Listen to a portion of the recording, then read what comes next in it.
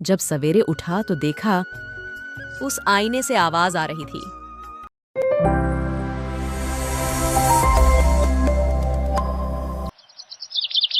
एक जंगल में कालू नाम का एक व्यक्ति रहता था।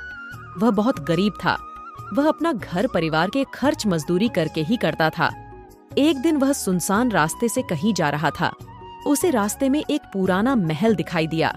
कालू उस महल में चला जाता है। अंदर आने के बाद उसे एक आईना दिखा। वह उस आईने को उठाकर ले आया और घर आकर सो गया।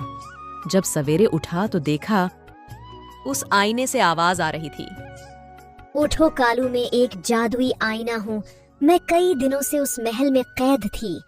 आज तुमने मुझे आजाद करवा दिया। अब मैं तुम्हारी गरीबी को दूर करने में मैं तुम्हारी मदद करूंगी।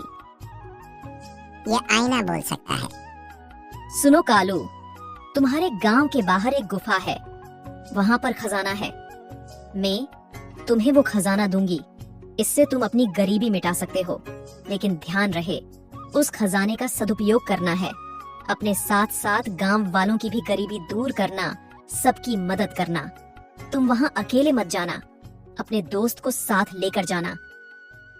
अब थोड़ी देर बाद कालू अपने दोस्त टुने को साथ लेकर एक गुफा के पास चला जाता है। कालू का दोस्त बोलता है, अरे यहाँ तो कोई रास्ता आगे नजर नहीं आ रहा। तुम्हें पता तो है ना कि खजाना यही है। हाँ, मुझे इस जादुई आईने पर पूरा भरोसा है।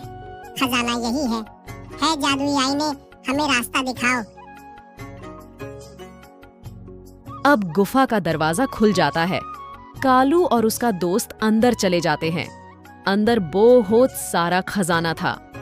कालू के दोस्त के मन में लालच आ गया था तो कालू से बोलता है, हम अब बहुत अमीर हो जाएंगे, बड़े बड़े घर लेंगे, गाड़ी होगी हमारे, सारे काम आसानी से कर पाएंगे।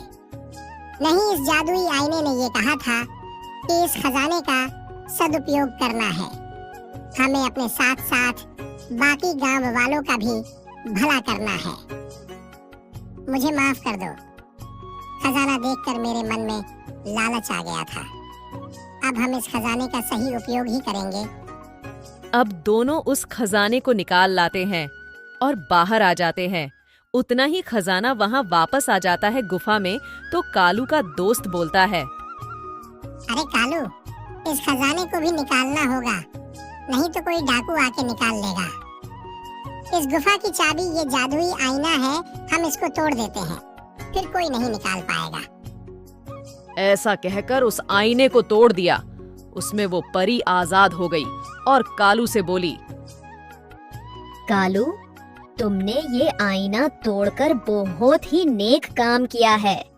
मैं इस आईने में कैद थी।